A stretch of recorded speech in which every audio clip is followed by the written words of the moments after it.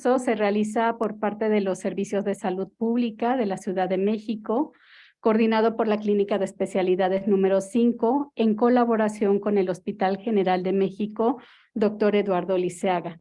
Agradecemos a la doctora Guadalupe Mercedes Lucía Guerrero Avendaño, directora general de este hospital, por su cálido recibimiento y por todas las facilidades que nos han dado. También al doctor Ricardo Juan García Cavazos, director de Educación y Capacitación en Salud, y a su equipo de trabajo por todo el apoyo para realizar esta actividad. Durante estas sesiones vamos a tener una presentación, una serie de 3 presentaciones por parte de doctores médicos del Hospital General. Hoy vamos a dar inicio con la conferencia magistral de cáncer cervicouterino a cargo del doctor Juan Carlos Oliva Posadas, quien es cirujano oncólogo, jefe de la unidad de tumores ginecológicos del Hospital General de México. El doctor Oliva Posada también es miembro titular en la Sociedad Mexicana de Estudios Oncológicos, certificado por el Consejo Mexicano de Oncología, consejero del Consejo Mexicano de Oncología, profesor de posgrado en la UNAM, profesor asociado de Ginecología Oncológica y Cirugía Oncológica. Es asesor de tesis en posgrado UNAM desde hace 2 o 3 años, miembro de la Sociedad Europea de Gineco-Oncología, miembro de la Sociedad Médica del Hospital General de México, profesor en curso en Gineco-Oncología en el extranjero, Centroamérica, y miembro del Grupo Oncológico de la Clínica Londres del Grupo Ángeles. Pues sin más por el momento, cedo el micrófono al doctor Oliva Posada para este tema, que es generalidades del cáncer cervicouterino. Muchas gracias, doctor. Bienvenido. Muy amable. Gracias. Buenos días a todos. Tengo autorización de quitarme el cubrebocas, ¿no? Agradezco la invitación al doctor Escobedo, sí. Fuimos compañeros de asistentes de la dirección aquí durante varios años y teníamos algunas pláticas veíamos a los gatos, que hay una población muy hermosa de gatos aquí en el hospital, en las noches, en las mañanas no, somos médicos todos. Y entonces, algo que siempre estuvimos él y yo platicando era sobre el impacto de la salud, cómo impactar más bien en la salud, pero en la gente de primer nivel, en el médico de primer contacto, que es de lo más importante, sobre todo para el área donde estamos, que es el área de oncología. Agradezco al doctor Aranda, que está aquí, que es el jefe de la unidad de tumores de oncología. El doctor Aranda, gracias, bienvenido. Él es experto en cuestiones de vacunas también. Tocaremos un poquito eso. Entonces, solo quisiera saber el quórum, que es, aparte de los que están en línea, ¿son médicos generales? ¿Qué otro tipo de gente se encuentran aquí? Trabajadora social, muy bien. ¿Alguien más que sea no médico ni trabajador social? Enfermería, muy bien. Psicólogos, ok. Entonces, la intención de la plática es una plática multiniveles, ¿sí? Para que podamos entender lo que es el cáncer, lo que es la detección del cáncer y no irnos en cuestiones profundas de lo que es la oncología, porque si no, no podríamos entenderlo tal cual como es. Entonces, vamos a pasar con la primera diapositiva. Habitualmente. Vamos a hablar de la epidemiología. Entonces, si hablamos un poquito de introducción, el cáncer cervicouterino es la tercera causa de cáncer en la mujer a nivel mundial y en México está precedido por el cáncer de mama y, ojo, médicos de primer contacto y el cáncer de tiroides. La patología tiroidea se está elevando a nivel nacional y a nivel mundial. Entonces, dentro de todas sus revisiones a los pacientes, tenemos que revisar la glándula tiroidea, tanto su funcionamiento en mujeres, principalmente, y obviamente a la exploración física. Sigue siendo la primera causa de incidencia de mortalidad por cáncer ginecológico en la mujer de México. Ha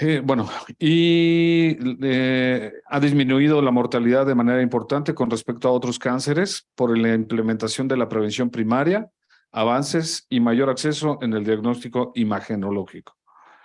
Entonces, estas son estadísticas que saqué ayer del Globocan. A nivel mundial, tenemos que el primer cáncer a nivel de los dos sexos es la mama, luego el pulmón, colon y recto, próstata, estómago, hígado y cervicuterino. En sí, las estadísticas a nivel mundial, el cervicuterino va en ascenso y esto se debe al problema de la pandemia, que no tuvieron acceso al diagnóstico temprano y que hay controversias en muchos países sobre la aplicación de las vacunas, que ese es un método de prevención ya demostrado.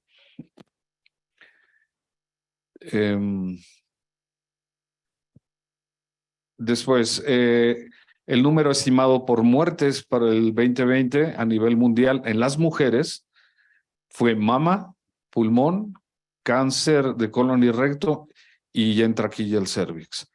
El cervix va a impactar por los países tercermundistas.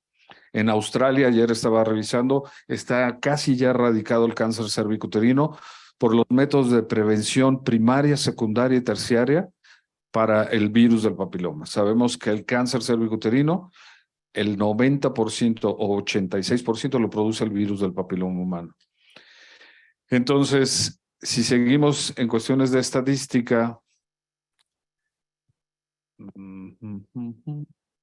sí, ¿cuáles son los rangos estimativos a 5 años? Siguen siendo los mismos. En 5 años va a ser la mama, el colon y recto. Tenemos que impactar también el colon y recto en los pacientes. Todo proceso inflamatorio intestinal que tenga el paciente. No pensemos que es una colitis o dentro de los diagnósticos diferenciales, una colitis, pero también está el cáncer de colon y recto.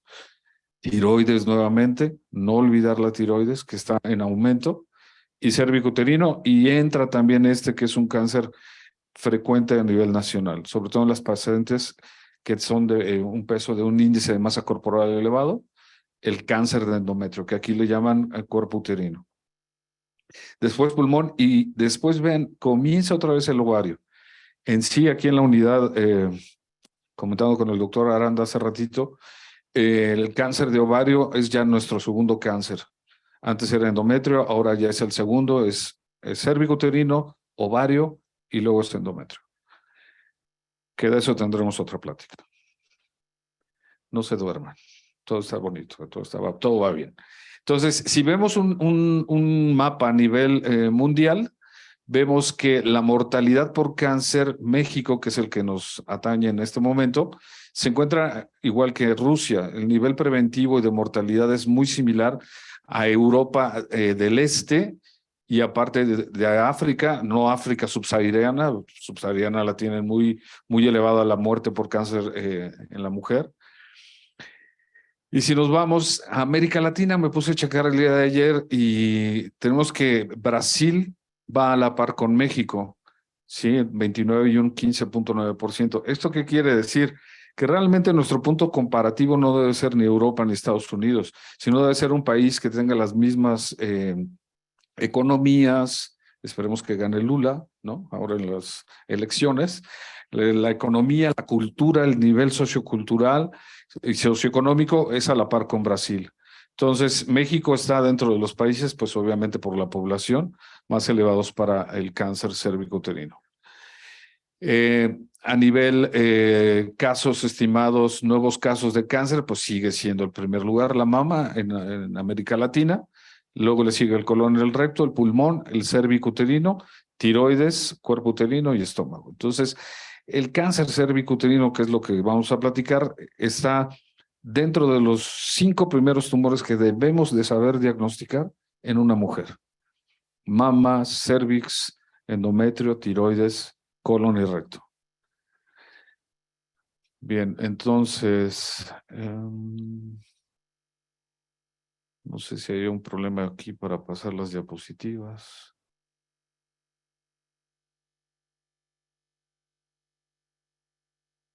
Ahí estamos. Bueno, y en prevalencia no vamos a detenernos más, siguen siendo los mismos a 5 años, va a seguir siendo la misma cantidad de enfermedades, mama, colon, tiroides y cervicuterino. ¿Qué pasa en México? En México tenemos una población de casos nuevos de cáncer en general, en los dos sexos, de 190,667. Y las defunciones son 83,476. El cáncer se encuentra en el tercer lugar de cáncer de la mujer, el cervicuterino. Y si nos vamos a estadísticas nacionales, pues obviamente hablamos del cáncer pélvico, donde el cervix es el 38.2, el cuerpo uterino 35.3 y el ovario el 23.1. Ven, a nivel nacional es distinto. O estamos reportando mal los casos o está existiendo una falla, porque en nuestra unidad, que somos un hospital de concentración, tenemos más tumores, más cáncer de ovario que de endometrio. Este es un artículo que sacó el maestro Torres Lobatón, en colaboración de todo el equipo, para ver de dónde venían más seguidos los pacientes referidos. Y vemos que en primer lugar es el Estado de México, luego sigue el Distrito Federal en un 30% y después los siguientes estados. ¿Por qué estos estados ya tienen menos incidencia? Porque ya existen centros oncológicos en cada estado, ¿no? Entonces ya no los mandan a la Ciudad de México. Entonces, vemos que sigue siendo en la estadística a nivel del cáncer del pélvico, el cervicuterino sigue siendo el más frecuente, ¿no? Después, en cuanto a histologías, vamos a ir hablando poco a poco del cáncer cervicuterino, solo para que vayan aprendiéndose que hay dos cánceres más frecuentes, el epidermoide, epidermis, piel, queratina, ¿no? Es lo más frecuente del cáncer cervicuterino, es el epidermoide, y el adenocarcinoma, que es un tumor glandular del cuello uterino. Esto es algo que sacamos ayer de estadística de la unidad, donde vemos que de la consulta de primera vez de junio a diciembre del 2021, en la unidad tuvimos 84.7 consultas nuevas mensuales, de las cuales el 61.04 eran por cáncer, o sea, no siempre es cáncer. Habemos centros oncológicos que recibimos pacientes, aunque no traigan diagnóstico de cáncer, pero que tengan un riesgo en cuanto a radiología, en cuanto a marcadores tumorales. Hay otras instituciones como el INCAN, donde reciben pacientes pues netamente que tengan ya biopsia. Pero aún así, vemos que el diagnóstico certero para cáncer lo tenemos en un 92.7, es decir, paciente que viene a la unidad viene ya con un diagnóstico de cáncer en cervix. En ovario no, en ovario es muy difícil que ya traigan una biopsia. Entonces tenemos un porcentaje de certeza diagnóstica del 77.6, del endometrio 86.2. Esto es fácil acceder al endometrio y hacer una biopsia, por eso la incidencia es alta, al igual que la vulva y la vagina y el útero. Y estos son los porcentajes, vemos más cáncer cervicuterino, después tenemos el ovario, el endometrio y el útero. Entonces, ¿cuáles son los factores de riesgo para el cáncer cervicuterino? ¿Qué es un factor de riesgo? El factor de riesgo es algo que se encuentra en una población estimada. Si nos hiciéramos un ejercicio y todas las mujeres que están aquí tuvieran cáncer cervicuterino y de esas mujeres el 70% tomara chocomilk, ¿no? Sería un factor de riesgo, porque el 70% de esas pacientes casualmente toman chocomilk, ¿no? Entonces, un factor de riesgo no quiere decir que sea la causa, sino que es una cuestión estadísticamente presente. Entonces, los factores de riesgo que hay, que sabemos, y hay algunos que esos factores de riesgo son factores etiológicos también. Están los factores hormonales, y están los factores relacionados con el virus del papiloma humano. Ese es un agente etiológico. Ese es un agente que sabemos que va a desarrollar probablemente, no es obligado, cáncer cervicuterino. Entonces, de ahí tenemos factores ambientales y desnutrición, deficiencia de antioxidantes y nunca haberse realizado una citología. El inicio de vida sexual activa menor de los 17 años tiene un riesgo relativo de 5. Multigesta 6, no quiere decir que sea la causa, no quiere decir que sea obligado, pero es una relación que existe estadísticamente. Ayer hubo un congreso latinoamericano sobre prevención del cáncer cervicuterino en Argentina y referían eso, de que una mujer que tiene cáncer cervicuterino no quiere decir que sea promiscua, ¿no? Porque probablemente tuvo 1 o 2 parejas sexuales. Y tampoco quiere decir que la pareja sea promiscua. Lo que sucede con el virus del papiloma humano es que se infesta a la paciente en la edad muy temprana y el virus queda ahí atenuado durante un tiempo y se expresa a los 25 o 30 años, que es cuando comienza a desarrollar el cáncer cervicuterino. Pero no quiere decir que quien tenga un virus sea una persona que tenga promiscuidad sexual, ¿no? Ahora tendríamos que hablar qué es promiscuidad sexual, ¿no? Según la OMS son 2 parejas en toda la vida, o 3, pues es algo así como que, ¿no? Entonces, el uso de anticonceptivos orales, número de partos al final, infección por virus del papiloma humano tiene un riesgo relativo de 11. Y el tabaquismo, esto sí se relaciona, el tabaco sí tiene relación con el desarrollo del cáncer cervicuterino. La infección por virus del papiloma humano, no vamos a detener mucho en esto porque es todo una...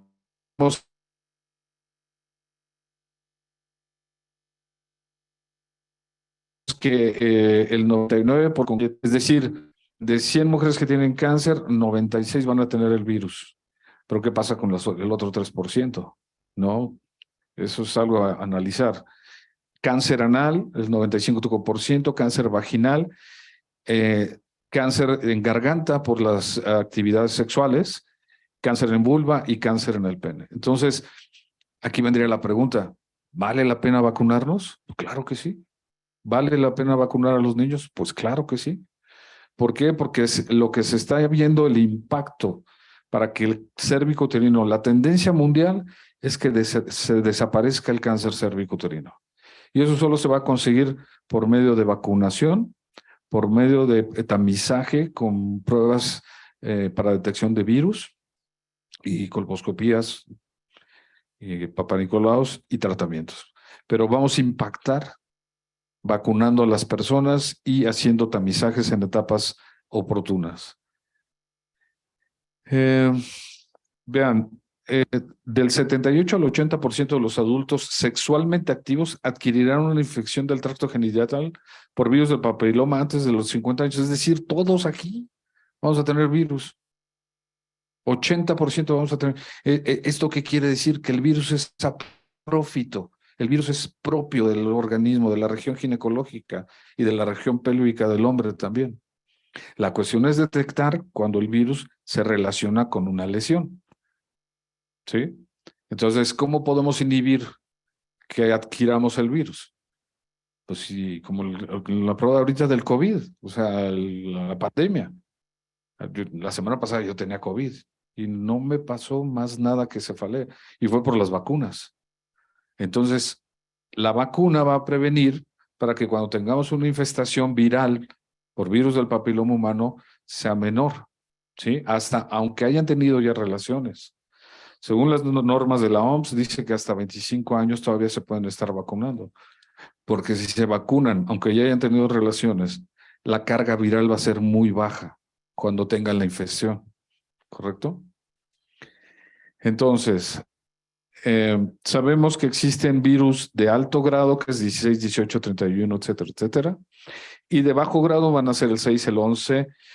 Los de alto grado van a desarrollar cervicuterino y lesiones de alto grado en el cervix. Y los de bajo grado van a dar los condilomas y las lesiones de bajo grado intraepiteliales. Después, hay artículos que demuestran la relación del cáncer, del virus con el cáncer cervicuterino. Entonces, hay diferentes estirpes. Lo que se ha visto que el virus del 16, el virus 16 tiene relación muy frecuente con el adenocarcinoma. Entonces, sigo demostrando algunos estudios, distribución de alto riesgo para virus del papiloma humano, para la relación en pacientes grandes y jóvenes del cervicuterino. Y bueno, a fin de cuentas, se comprueba que el virus del papiloma humano de alto riesgo 16-18 se relaciona en un porcentaje elevado para el desarrollo del cáncer cervicuterino. Entonces, un factor de riesgo y factor agente etiológico es el virus. Pero no entremos en alarma si tenemos virus, ¿no? Hasta ya es una charla de sociedad, ¿no? ¿Qué virus tienes tú? No, pues yo el 18, tú, no, pues yo traigo, ¿no? Así como escuela, ¿no? O sea, es normal tener un virus dentro de lo que cabe. La cuestión es no hay que permitir que se desarrolle una lesión que conlleve al cáncer. Y vamos a ver más adelante, ¿no? Entonces, se identifican tres grupos, el BPH 16, 18, 45 y otros agentes. Y las conclusiones de este artículo es que el cervicuterino en mujeres jóvenes depende del virus de alto grado, de alto contenido oncogénico, que son los de alto grado. Casi la mitad de las mujeres mayores tienen virus del papiloma humano de baja oncogenicidad. Se puede asociar con otros factores y las conductas sexuales de bajo riesgo se asoció a este grupo. Entonces, esto también es virus del papiloma humano, las lesiones, ¿no? Los de alto grado desarrollan cervicuterino, lesiones de alto grado, condilomas y lesiones epiteliales. Dentro de los factores de riesgo viene, si ya la persona ya tuvo la infestación, que es la causa más frecuente, viene la patogénesis, es decir, cómo se desarrolla la alteración en las células. Y si vemos aquí el cuello uterino, en la parte donde cambia del endocervix, endo adentro del cervix, hacia el exocervix, hay un cambio de epitelios. El epitelio son las células que nos cubren a los organismos, a los cuerpos, a la piel, al hígado, a diferentes órganos. Entonces, en la parte del cuello uterino de fuera, que se llama exocervix, tenemos un epitelio. Epitelio quiere decir las células que cubren ese órgano.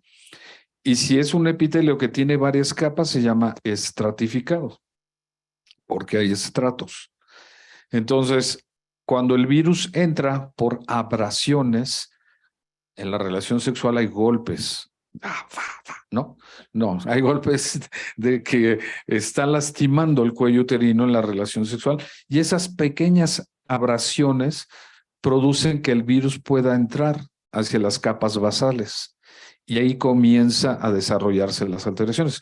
Pero esto puede ser que la mujer lo adquirió a los 18 años y el virus se queda ahí, inactivo, porque el cuerpo lo está controlando, porque el cuerpo lo está alterando, o sea, manejando y no permite que se desarrolle.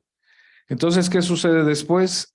Después de un tiempo, ese virus comienza a proliferar y comienza a haber alteraciones ya del epitelio del cérvix y entonces ya empieza a haber células con características de malignidad. Y después se desarrolla ya un cáncer. Esto se necesita que pasen 15 años más o menos. ¿Qué quiere decir esto? Que pasen 15 años. Que la persona no se hizo un estudio durante 15 años. Sí, entonces por eso en las guías actuales de la Organización Mundial de la Salud nos dicen que las mujeres menores de 25 años no deben de hacerse el Papa Nicolau, lo cual yo no estoy muy de acuerdo. Pero en Australia, en Estados Unidos, en Europa, no lo hacen. ¿Por qué? Porque para que se desarrolle el cáncer en esta etapa no se va a diagnosticar. Y como todo se hace a nivel de cuestiones económicas, no le van a hacer a toda la población menor de 25 años un Papa Nicolau para que salgan 1 o 2 con alteraciones. Todo es economía. Pero en México no lo manejamos todo así. Entonces, ¿cuándo se debe hacer el Papa Nicolau? Una mujer o una colposcopía se lo debe de hacer a partir de que tenga relaciones sexuales. Tan, no hay más. ¿Qué dice la estadística económica? Que debe ser a partir de los 25 años para que podamos detectar esto. Esto ya es un cáncer. Esto que ven aquí abajo se llama membrana basal. Entonces, cuando el cáncer no ha roto, aquí ya lo rompió, no ha roto la membrana basal, se va a llamar cáncer in situ, en el lugar. Cuando ya rompió la membrana basal, el cáncer se va a llamar cáncer invasor y es cuando ya puede dar siembras a otros órganos y da metástasis. Entonces, en el cuello del cérvix de la mujer puede haber 2 epitelios. Puede haber epitelio epidermoide y puede haber epitelio con glándulas. Entonces, por lo mismo, puede haber un cáncer que tenga glándulas que se llama adeno es glándula, carcinoma. Y epidermoide es la piel. Entonces puede haber el cáncer epidermoide, que es el más frecuente, y el adenocarcinoma, que es el menos frecuente, pero es el que se puede presentar en un 20%. Entonces, se va desarrollando esto. La infección activa es cuando la mujer contrae la infección del virus y el aparato inmunológico de la mujer lo ataca y lo tiene en remisión al virus. No permite que se exprese ni que se desarrolle una alteración.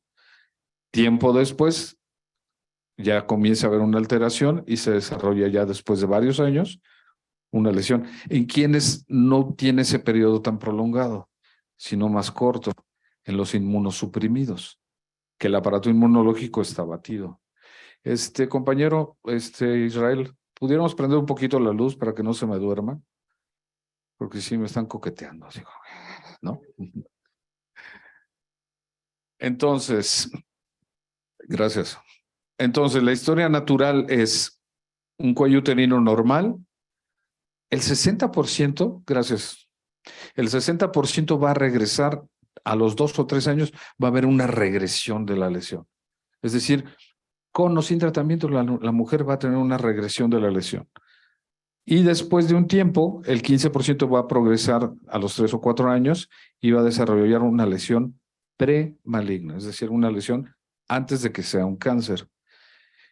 Y después ya se desarrollará un cáncer. Esa es la evolución del cáncer cervicuterino. Entonces, como vimos ya, se clasifica el cáncer de la mujer del cuello uterino en varios tipos, pero el principal es el que dijimos, epidermoide, epidermis piel, y glándulas, adenocarcinoma. Carcinoma es cáncer, adenoglándula, epidermoide es piel, ¿sí? Y hay otros, está el neuroendocrino, el de células claras, etcétera. Pero los más importantes son estos. Cuando tenemos un cáncer que es adenocarcinoma, tenemos que descartar que no sea un cáncer del endometrio o del endocervix, porque es una glándula que va viajando hacia el cervix, que viene del útero. Entonces, por obligación, si nos reportan un adenocarcinoma, debemos de descartar que no sea un cáncer de endometrio que está bajando hacia el cuello uterino. Entonces, vamos a ver que el 70% es epidermoide, el 20% adenocarcinomas y el 5% de otras estirpes. Lo mismo. ¿Cuál es el cuadro clínico? ¿Cómo se presenta? ¿Qué síntomas tiene la mujer en el cáncer cervicuterino? Si vimos que el virus se metía en el epitelio y se quedaba dormido, ¿qué síntomas va a tener? Ninguno. La paciente va a ser asintomática, ¿sí? Entonces, vean el tiempo de evolución de una lesión etapa 1, el Papa Nicolau que nos reporta en proceso inflamatorio, a una displasia severa o in situ, microinvasor o un invasor. 15 años. 15 años que la mujer, ¿dónde estuvo la falla? Porque nos llegan las pacientes aquí a la unidad de oncología, doctor, yo me hacía mi estudio. ¿Dónde estuvo la falla? ¿Dónde estuvo?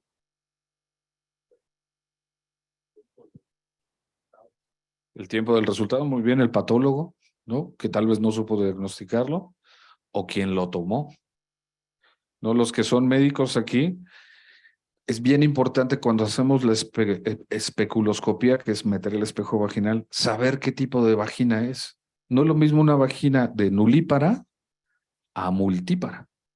Entonces, si a una nulípara le meten un espejo extra large, ¿no? Así norteamericano, ¿no? Entonces, le meten un espejo, ¿qué le va a pasar a la mujer? Le va a doler. Y quienes hemos tomado papanicolaos, hacer un papanicolao, ay, doctora, no, ay, me duele, doctora. Y lo toman de donde sea. Y lo mandan y no, pues no hay nada.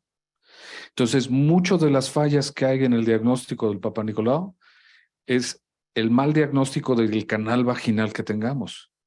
Entonces, si tenemos una mujer que tiene un canal vaginal ya de 2, 3 partos, pues tranquilamente podemos ponerle un espejo vaginal grande. Pero si es una mujer que han sido cesáreas, 3 cesáreas, y le ponemos un espejo vaginal mediano, la vamos a lastimar, vamos a tomar un estudio con una paciente moviéndose. Entonces, la posibilidad de que hagamos un Papá Nicolau eficaz va a ser menor. Y si nadie nos enseñó a hacer un Papá Nicolau, pues de ahí vienen los errores. Entonces, pacientes que sí se hacen su Papá Nicolau anualmente y llegan con un cáncer a los 10 años. ¿No? Entonces, eso es a nivel básico. Debemos enseñarle a la enfermera que en los centros de salud, yo estuve en Oaxaca, en la sierra, enseñarle cómo hacer el Papá Nicolau, enseñarle cómo tomar la muestra, y a los médicos generales, pues obviamente también. El cuadro clínico, los síntomas están relacionados con la extensión de la enfermedad. El 100% de las lesiones precursoras en etapas tempranas son asintomáticos. Entonces, la paciente no debe tener síntomas para que le mandemos a hacer un Papá Nicolau o su colposcopía. Y ya hablaremos con captura de híbridos, ¿no? Que también es un método en la actualidad muy sofisticado. Y tumores del canal endocervical también son asintomáticos, ¿no? Entonces, las mujeres pueden tener tumores de la parte interna del cérvix. Ahorita vamos a ver eso. Entonces, los síntomas van a ser sangrado transvaginal postcoital. Sangrado anormal, no es normal que una mujer sangre de repente, pero pues entre las mujeres dicen, no, pues sí, ay, sí, yo también y tal, ¿no? Posmenopáusicas. Una mujer posmenopáusica que manche de café, eso habla de sangre oscura, o que tenga sangrado posterior a la menopausia, eso es un cáncer hasta no demostrar lo contrario. Entonces tenemos que pues, revisarlo, ¿no? Colporrea fétida, o sea, la mujer que tenga una secreción, pero ya para que tenga una secreción fétida, pues ya hay algo que está crecido y que se está muriendo y que está oliendo, ¿no? Dolor pélvico, pues ya también eso ya es avanzado. Edema de miembros pélvicos quiere decir que ya hay ganglios infartados y que no permiten que retorne la sangre, ¿no? Y síntomas en específicos. Entonces, pues realmente, ¿dónde podemos impactar? Pues en estos dos. O sea, les llega una paciente con flujo vaginal. Doctor, tengo flujo vaginal. O con la enfermera, tengo flujo vaginal. ¿Qué le hacen? Pues aparte de darle tratamiento y un cultivo vaginal, explórenlo. Metan un espejo. Cómprense unas lupas de relojero. Y ahí revísenlo, véanlo ya, ¿no? Porque se puede ver un tumor. Se puede ver sin que nos demos cuenta. O revisarlas, tocarlas, ¿no? Ah, caray, tiene flujo, pero pues aquí hay una bola. Pero si llega con un flujo y nada más les damos tratamiento, y tratamiento, y tratamiento, no, sí, es que es un bicho muy raro, muy difícil. O sea, hay que revisar, hay que explorar a las pacientes. Entonces, miren, para que entendamos esta diapositiva, la puse ayer pensando en que iba a ser multiniveles. Este es un epitelio, simple, porque es una sola capa. Estos se llaman desmosomas, que son uniones entre células y células. Este es el núcleo, la membrana. Y estos desmosomas también se unen a la membrana basal. Cuando los tumores se separan, las células se separan, se activa el factor de crecimiento. Y entonces las células comienzan a duplicarse hasta que vuelven a entrar en contacto una con otra. Eso se llama inhibición de contacto. Cuando una célula entra en contacto con otra célula, dejan de crecer. La célula maligna tiene inhibido esto. Aunque entren en contacto una célula con otra, siguen creciendo, porque tienen bloqueado ese sistema de autocontrol. Si el cáncer solo se encuentra aquí, se va a llamar in situ. ¿Por qué? ¿Qué tenemos aquí abajo? Abajo de la membrana basal están los vasos sanguíneos y los linfáticos.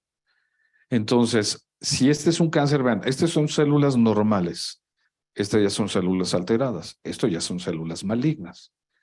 Y las células malignas tienen la capacidad de secretar lisocimas que van a destruir esta membrana basal con la finalidad de viajar. O sea, la célula maligna es un Rambo. O sea, es un guerrero tremendo. Porque produce, destruye, viaja, llega, conquista y me quedo con todo. O sea, realmente es una célula muy impactante en su función. Entonces, esta célula maligna rompe esta membrana basal y se mete a este espacio que se llama el intersticio. Aquí van los vasos sanguíneos y los linfáticos. De aquí viene el comentario de los tratamientos quirúrgicos. Si tenemos un cáncer que es in situ, que solo está en el lugar, ¿cuál es el tratamiento? Pues quitarlo ya. Pero si el cáncer ya infiltró esta zona, quiere decir que puede haber ya enfermedad en los ganglios. Entonces, por eso cuando operamos cáncer, quitamos ganglios, porque necesitamos saber si hay enfermedad en esas zonas ganglionares, cuando es ya un invasor. Entonces, esto pasa con el cáncer. El cáncer comienza una célula, este es un epitelio simple, la membrana basal, el estroma. Entonces, una célula que está normal comienza a duplicarse, se duplica, las células se duplican y mueren más lento. Normalmente todas nuestras células tienen un tiempo de vida, ¿sí? Por eso si vamos a la playa, ya, si vamos a la playa, ¿qué tiempo nos dura el bronceado? Pues 15 días, porque es el tiempo que las células de nuestra piel se mueren, se descaman las que están pigmentadas. Eso se llama apoptosis, la muerte programada celular. Entonces, la muerte programada celular de la célula maligna está prolongada. Al lugar de ser 21 días, son 48 días, 60 días. Y si aparte se está reproduciendo más de lo que se muere, ¿qué sale? Es un tumor. Pero este tumor, como dijimos, es un tumor tipo Rambo. Dice, yo necesito oxígeno, yo necesito nutrientes. Entonces comienza a producir células vasculares, o sea, vasos sanguíneos, por el factor estimulante de endotelial. De ahí que vengan tratamientos en los cuales se bloquean la proliferación de estos vasos sanguíneos, ¿no? Los factores de crecimiento. Y por eso el tumor sangra. Por eso las células, los tumores malignos sangran, porque tienen muchos vasos anormales. ¿Y cuál es uno de los cuadros clínicos de un cáncer avanzado? Anemia. Paciente con anemia no diagnosticada es un cáncer hasta no demostrar lo contrario. ¿Sí? Y también nos queda el ejemplo de que paciente que sangra por un orificio que no es normal sangrar, pues es un cáncer. ¿Cómo qué? Epistasis, otorrea, sangrado transrectal, sangrado vaginal anormal, sangrado por la orina, todo sangrado, todos también, no, no es cierto, para que se despierten, para que se despierten. Todo sangrado anormal puede ser un cáncer. Por esto, ¿sí? Entonces, la exploración física, pues tenemos que hacer tacto vaginal, tacto rectal. Los que sean aquí médicos, por favor, hagan tactos rectales. No, que yo vengo porque me duele la muela. No, así no, no. Pero, oiga, que traigo un dolor abdominal y todo, tacto rectal. Y si no quiere el paciente, se pone en el expediente, en la historia clínica. No se realiza tacto rectal ya que el paciente no lo permite. Porque por medio del tacto rectal podemos descubrir tumores en el recto, tumores en el hueco pélvico, tumores de ovario, tumores cervicuterinos, por los parametrios. Es una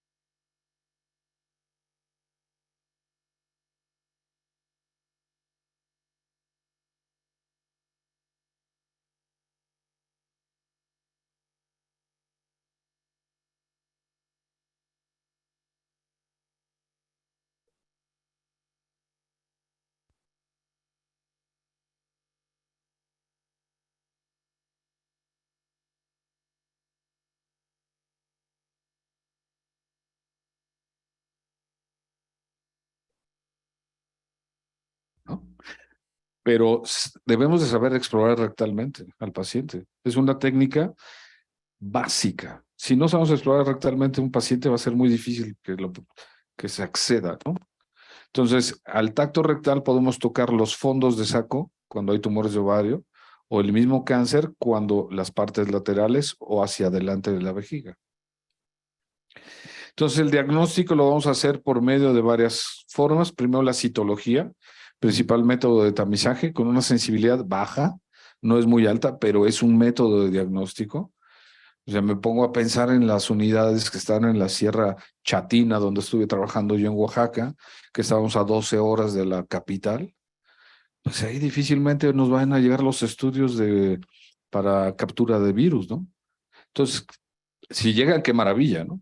Si llegan, sería maravilloso. Si no llegan, pues el Papa Nicolau. Aprender a hacer el Papa Nicolau, que tiene una especificidad del 100 y falsos negativos del 50.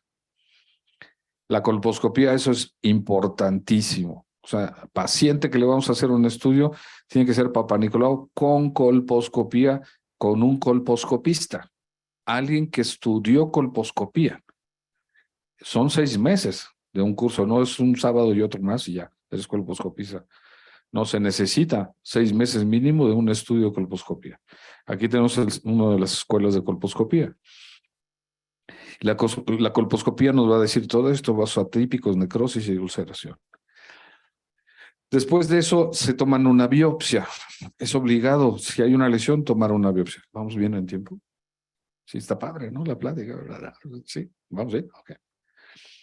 Entonces, todo crecimiento tumoral o ulceración obvios hay que biopsiar.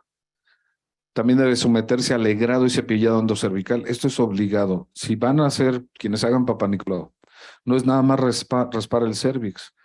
Tienen que meter el endocervix y girar el brush y jalarlo. Esas son las células endocervicales. Eso nos va a detectar lesiones que están dentro del canal endocervical. Y en la colposcopía, si no es posible establecer el diagnóstico por biopsia, será necesario una conización diagnóstica.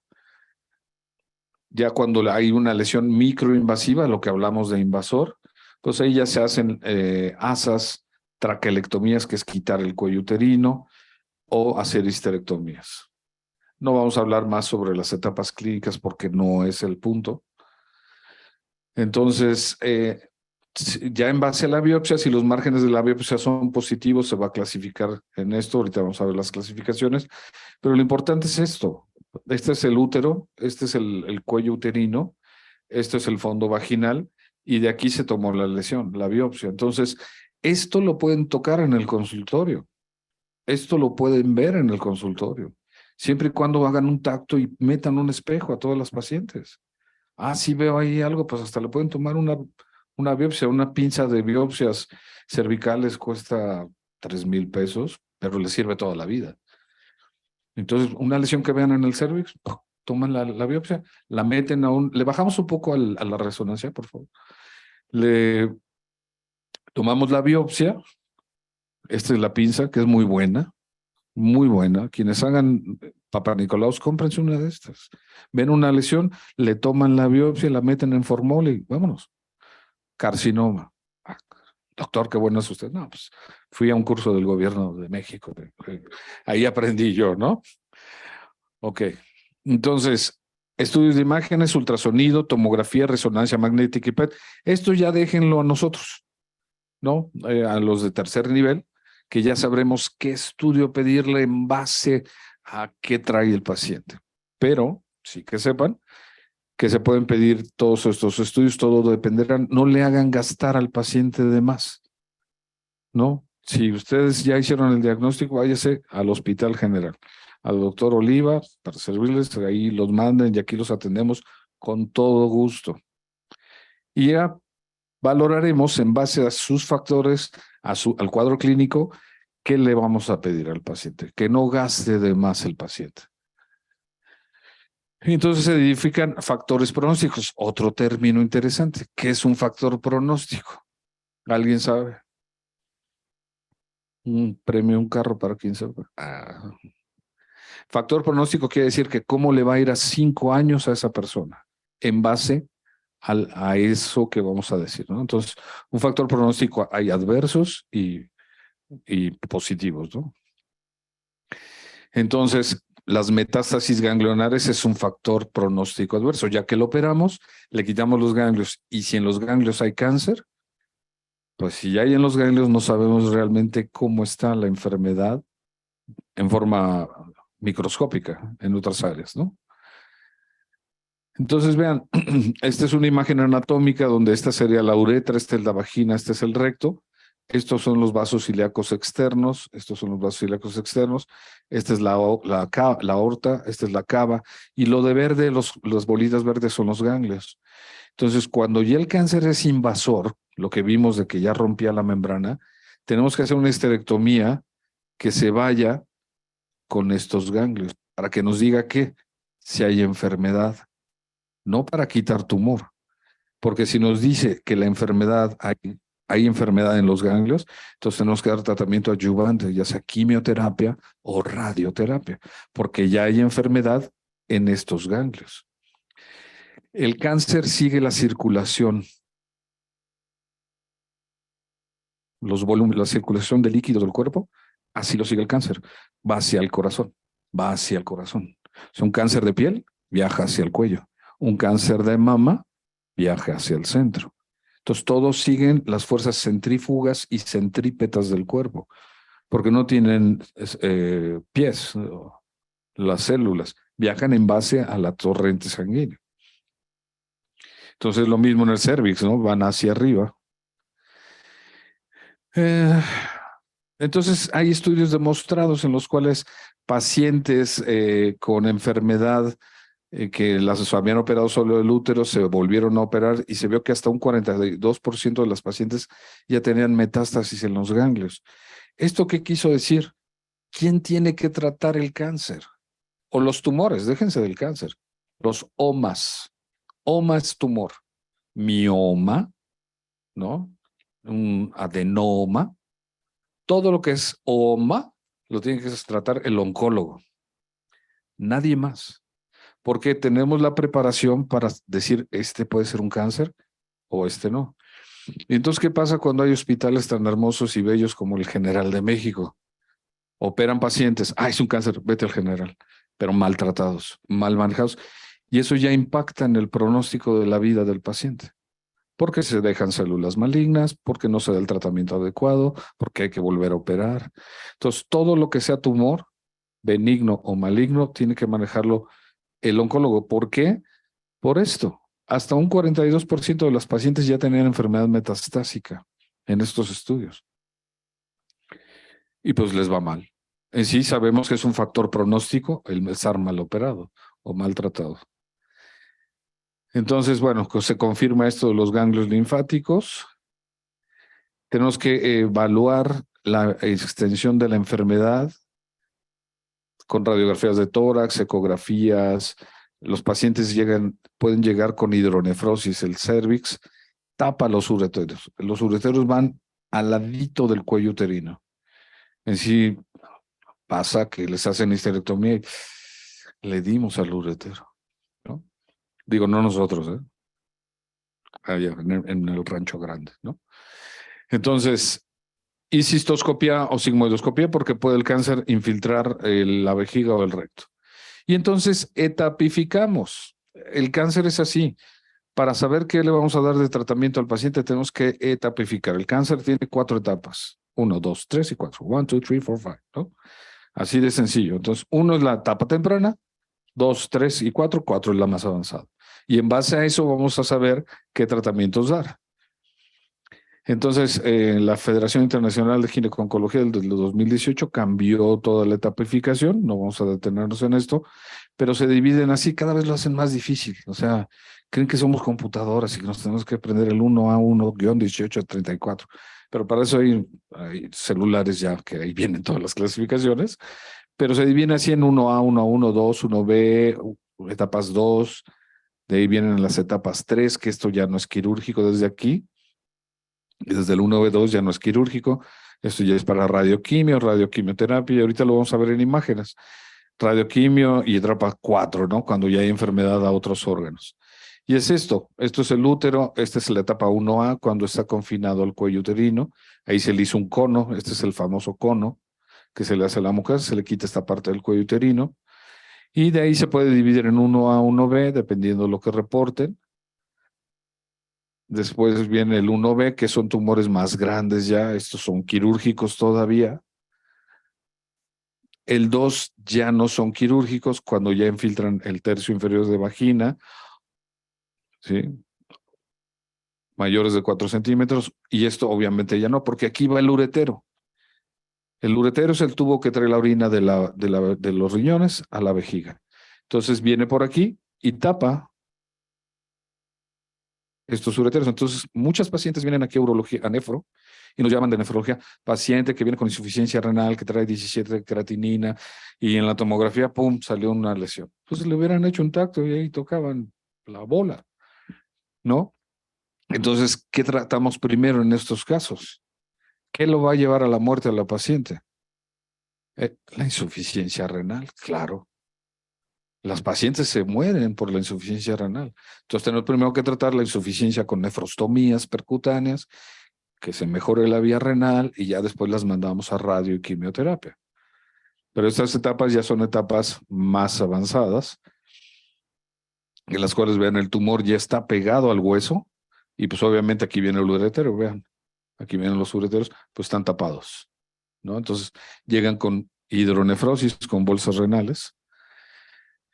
Y las etapas 3C ya son con ganglios positivos, y la etapa 4 ya está infiltrando el recto, la vejiga y la vagina. Y después hay pacientes que les dan radioterapia y no curan. Entonces tenemos que hacer exenteraciones pélvicas, que es quitar el recto, la vejiga, la vagina, y entonces tenemos que hacerles un orificio con un segmento de intestino para que orinen y otro por donde estén defecando. ¿Es vida? Sí es vida. Cuando ya la paciente está en esta etapa, dice, doctor, con 2 semanas más que me dé, porque ya la muerte los tocó, porque ya saben lo que es la muerte. Y tal vez nosotros digamos, no, ay, no, qué feo, no, yo no. Pero ya cuando tienes un cáncer y te dicen, es tu último chance con unas bolsitas aquí y acá, o todo lo que sea. Y ahí tenemos pacientes que tienen años viviendo así con sus bolsitas, se meten a nadar, suben, bajan, van a misa, trabajan. Hay trabajadoras de aquí del hospital que están trabajando. Entonces, eso ya tenemos que trabajar con los psicooncólogos para que nos ayuden en este punto. Entonces, bueno, ya para concluir, el cáncer se divide en forma directa, el cervicuterino, a través de los ganglios o por vía hematógena. Entonces, en base a los ganglios, en base a la etapa, pues los ganglios van a estar afectados, son paraórticos y pélvicos. Entonces, mientras más avanzado esté, más porcentaje de ganglios va a estar presentes.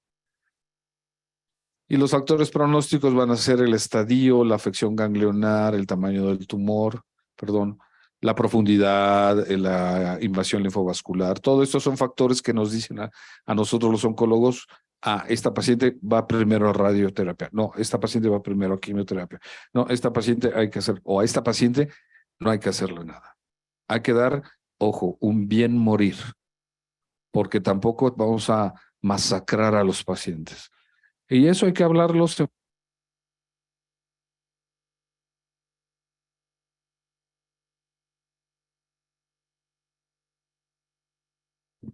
Me dio miedo.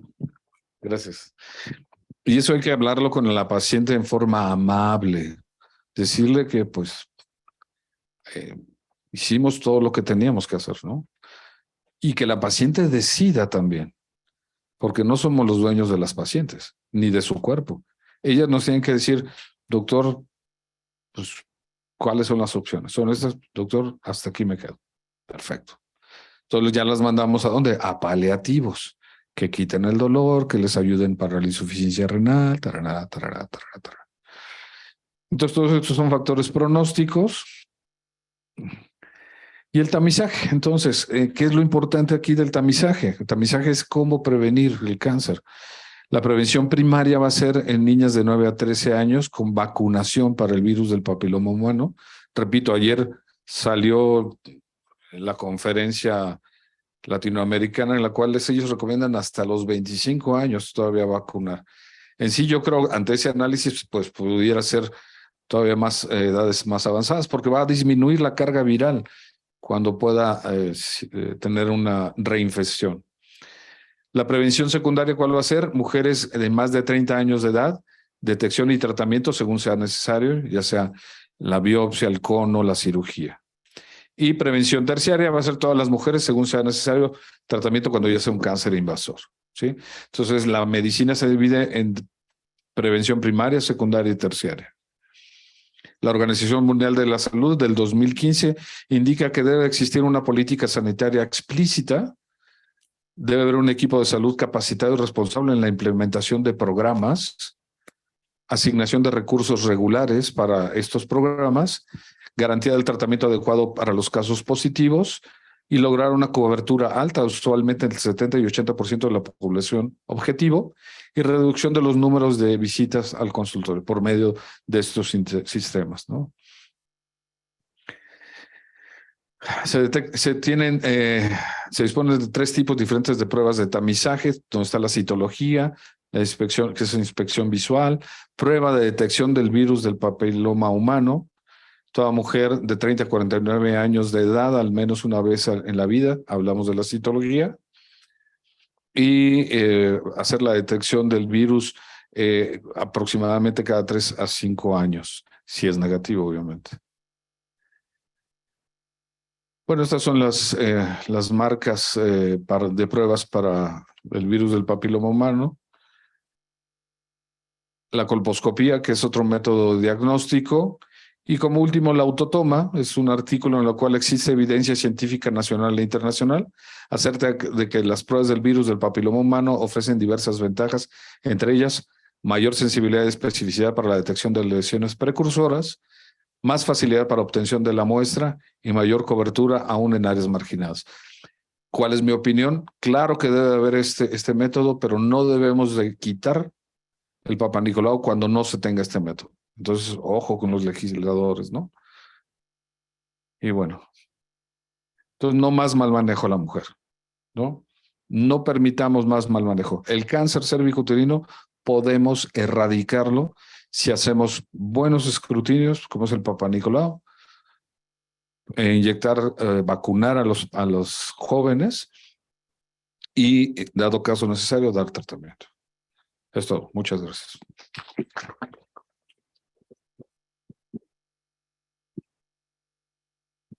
Bien, quisiera comentarles a las personas que están siguiéndonos por Zoom que no es necesario registrar asistencia en el chat.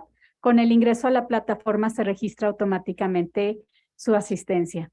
Y abrimos para algunas preguntas. ¿Alguien que tiene alguna pregunta que quiera hacer al doctor? El doctor Arana quiere comentar algo.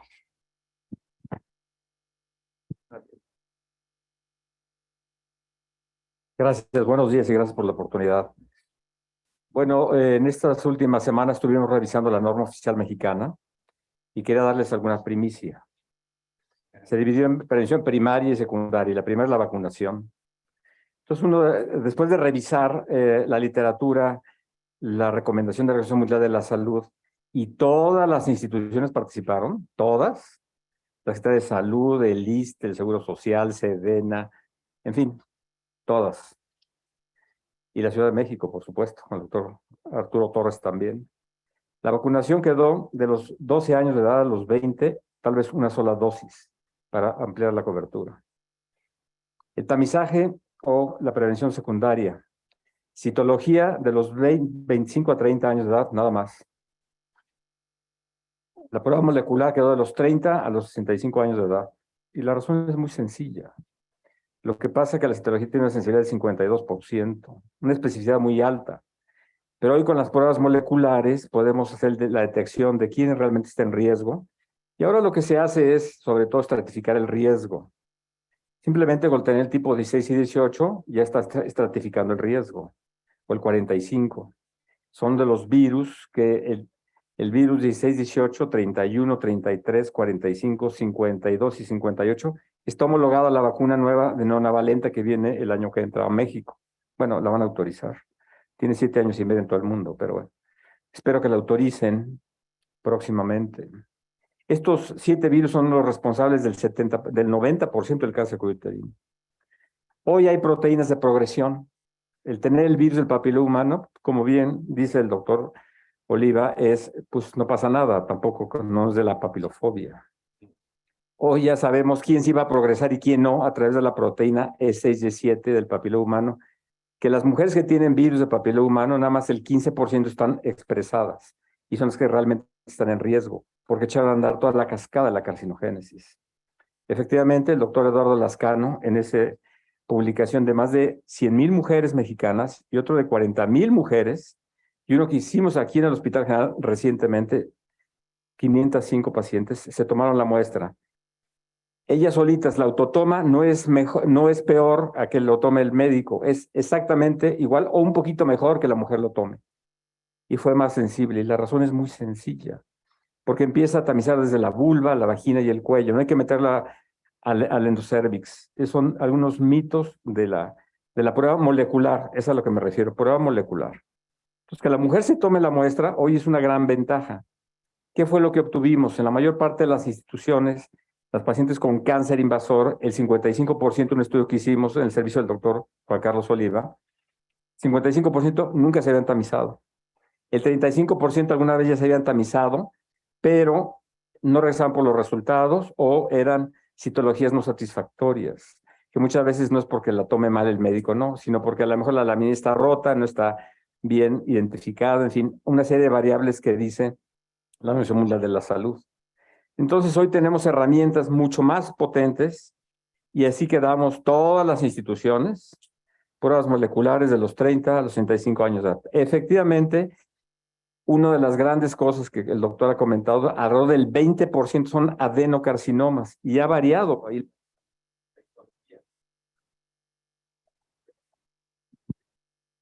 Aquí está, doctor. Y al variar la histología, los adenocarcinomas, la citología no los detecta. No los detecta los adenocarcinomas.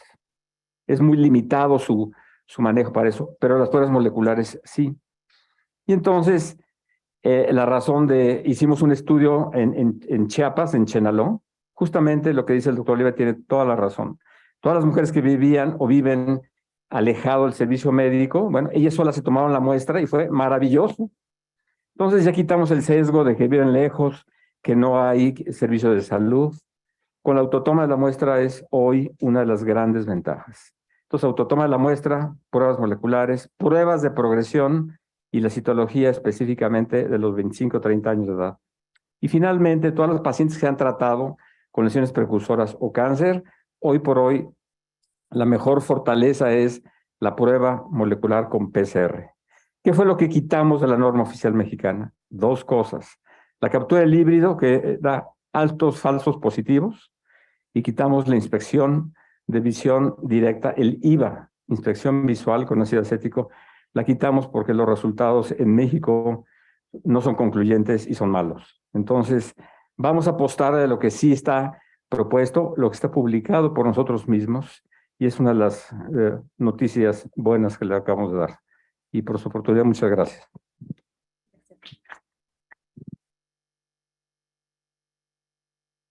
Doctor, preguntan en las personas que nos acompañan en línea. Mirna Coralia pregunta, ¿cuál es el esquema más adecuado para la vacunación de VPH posterior a la segunda dosis en la adolescencia? ¿Se recomienda más dosis posteriores? Bueno, pues gracias otra vez por la oportunidad. No se quedó nada más una sola dosis. Menos de 14 años de edad son 2 dosis. El día de la vacunación, 6º mes, o el día de la vacunación, mes 12. Después de los 14 años de edad, hombres y mujeres, tienen que aplicar, son 3 dosis. El día de la vacunación, 2º mes y 6º mes. Todos los esquemas desfasados, no hay que volverlos a reiniciar. Simplemente si nada más aplicaron 2 dosis y se les olvidó la tercera, bueno, la recomendación es aplicarse lo antes posible la tercera. Y el objetivo de la tercera dosis básicamente es porque va a garantizar una memoria inmune a largo plazo y sobre todo la eficacia que se tiene. ¿Cuál es la limitación de una sola dosis? Que no está demostrada la eficacia a largo plazo, pero se hace por economía, como bien dice el doctor Oliva, para tener una mejor cobertura, que las mujeres se apliquen más la vacuna. Gracias. ¿Alguien más del público con alguna pregunta?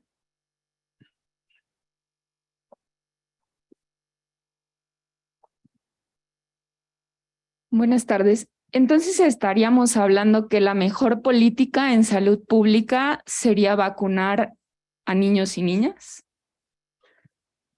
Claro, porque el niño es el vector.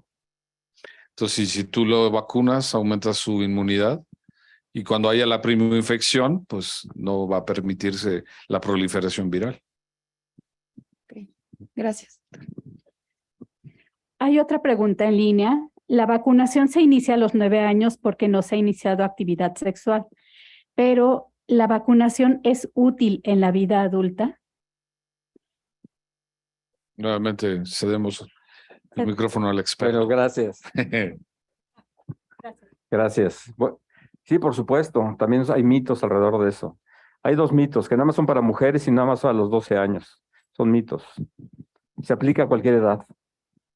Inclusive hay estudios, mujeres que se han tratado con lesiones de alto grado en el cuello uterino, en la vulva y en el ano, que está, como dice el doctor Oliva, alrededor del 90% el virus del papiloma humano, el cáncer del ano, porque es una transformación. Evidentemente también va a mejorar y sobre todo va a tener una mucho mejor protección. Entonces, hoy por hoy la vacuna es útil si las personas se aplican hasta los 25 años de edad.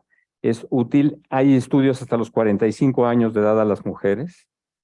Y yo le pregunté al que inventó la vacuna nonavalente en un congreso internacional, ¿se puede aplicar la vacuna a cualquier edad? Depende de la conducta sexual, por supuesto. Si los adultos nos aplicamos la vacuna del COVID, ¿no? De la influenza, de cualquiera otra, del neumococo, de la hepatitis, etcétera, somos inmunoreactores. Entonces, realmente no hay ninguna limitación. Sin embargo, está probado hasta los 25 años de edad a los hombres y a las mujeres hasta los 45 años de edad. Gracias. Otra duda en cuanto a vacunaciones, ¿qué efectos secundarios puede tener la vacuna contra VPH? Ninguno. Otro mito. Había lo del Guillain-Barré. Hay más Guillain-Barré con infecciones gastrointestinales que con la vacuna. Entonces son mitos. Ninguno porque no son virus, son partículas parecidas al virus, se llaman VLPs. Entonces no están aplicando virus, son partículas que es el cascarón del virus es lo que está aplicando. Entonces no infecta a nadie. De hecho, el estudio que hicimos aquí en Salud Pública con el doctor Eduardo Lascano, de 1,200 mujeres que participaron, 120 se embarazaron y tenían la vacuna y no hubo ningún defecto. Realmente las que iban a abortar, pues, o defectos, iban con y sin vacuna. No hay ningún mayor riesgo, a menos que sean alérgicas, obviamente, al adyuvante, que todas las vacunas tienen aluminio para aumentar la sensibilidad de las vacunas. Gracias, doctor. ¿Alguna otra pregunta?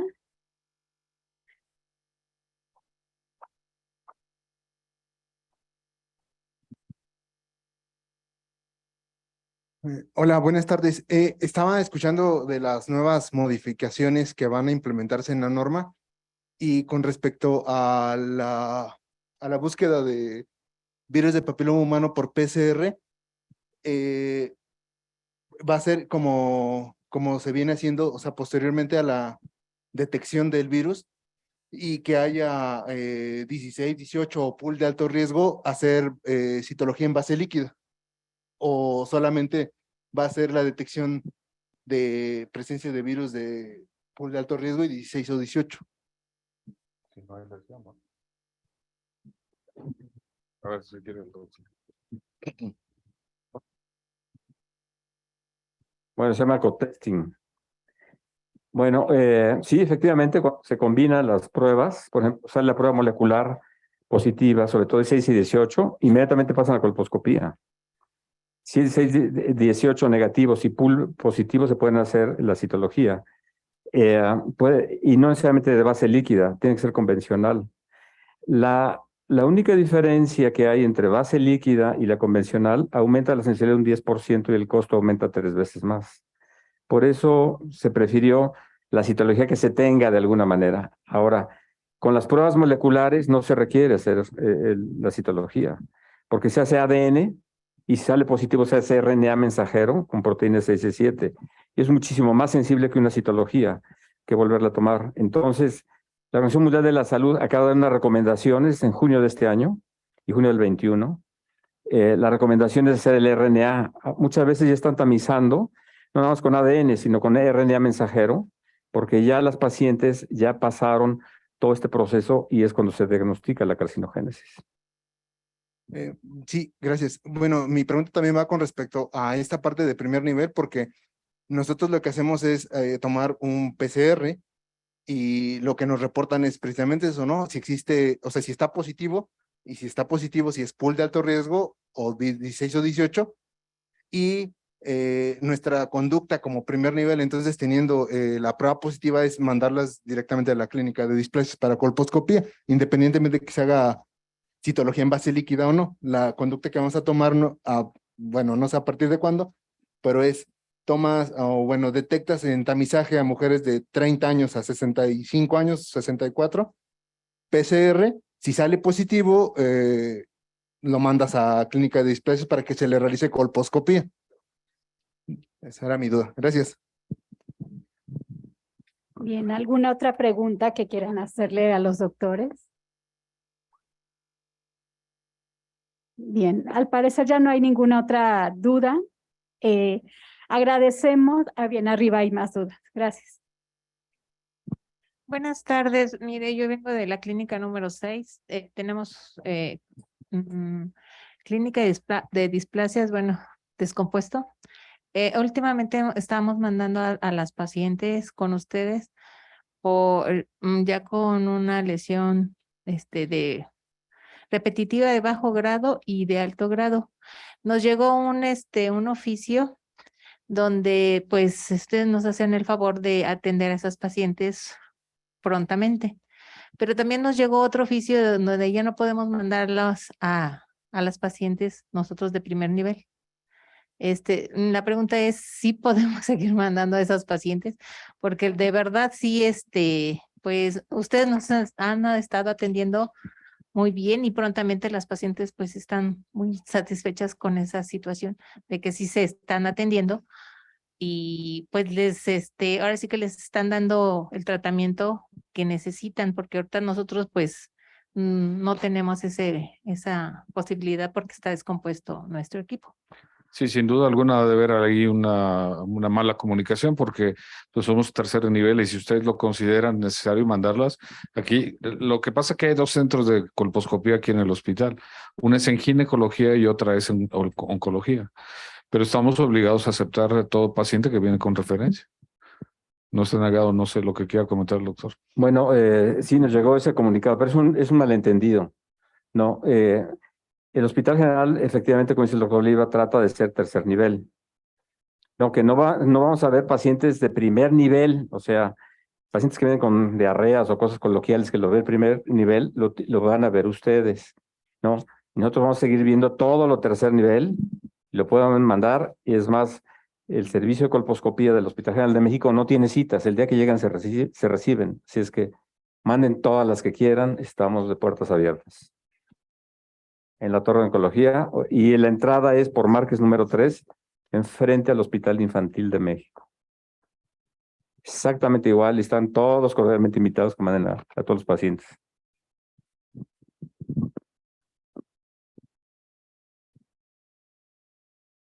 Muy bien. ¿Alguna otra pregunta que tengan? Bien, si no hay alguna otra duda, cedo el micrófono al doctor David Escobedo Herrera, director jefe de unidad de la Clínica de Especialidades número 5. Buenas tardes.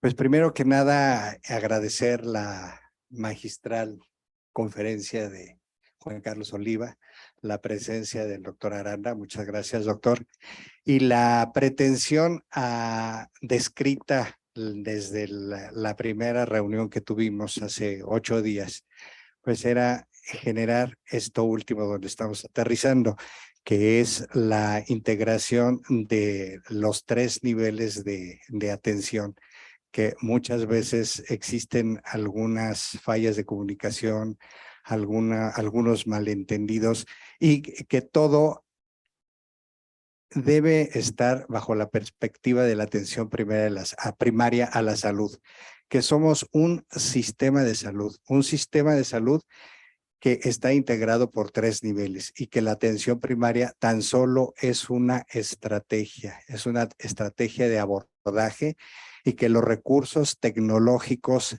y médicos en cuanto a formación de enfermería, de trabajo social, de psicología, son diferentes en su nivel de atención, y que el actuar debe de ser acorde a este nivel de atención, y que no debe de haber ninguna timidez en cuanto a poder referir al siguiente escalón, al siguiente peldaño. Pero sí es así pertinente el rescatar el hecho de que las cosas deben estar bien hechas, y que lo que el doctor Oliva hace rato recalcó en diferentes momentos de su presentación fue realmente un buen diagnóstico en nuestro primer nivel de atención. Un buen diagnóstico hecho por una historia clínica, por los antecedentes, por una buena exploración, y como algunas de las preguntas que se han ido generando en este momento, tanto en línea como presenciales, por los recursos que tenemos en este nivel. El doctor Oliva mencionaba que muchos de los tumores incluso se pueden ver con una especuloscopía simplemente, y con unas lupas y con una buena iluminación. Y muchas veces ni siquiera esto es bien realizado. Hizo también la pertinente anotación de que si alguien rechaza un tacto rectal, pues se debe poner rechazo tacto rectal. Nos habló de del porcentaje, del gran porcentaje que existe de poder detectar tumores mediante un tacto rectal. Entonces, esa es una de las ideas que quisiera yo, y que fue la idea de cuando surgió este ejercicio académico, el cual pues agradezco mucho la cooperación del hospital, la cooperación del servicio de oncología particularmente, pues de que se pudiera transmitir a una gran población de profesionales de primer nivel, y que pues tenga una repercusión en el cáncer de la mujer. A mí me parece, vuelvo a repetir algo que dije la primera vez hace 8 días, me parece así, totalmente absurdo que las mujeres sigan muriendo por estas causas, o que sigan padeciendo cuando puede haber una prevención y un tratamiento y tener una vida plena en todos los sentidos. Bien, pues agradecemos las palabras del doctor Escobedo, y pues sin más, a nombre de la directora de la Jurisdicción Sanitaria Cuauhtémoc, de la doctora Sandrine Rivera, del doctor Ochoa, el director general de los Servicios de Salud Pública, agradecemos la asistencia de ustedes, y agradecemos especialmente al doctor Oliva Posada y al doctor Aranda Flores por su participación el día de hoy en esta ponencia magistral. Muchas gracias, que tengan buena tarde.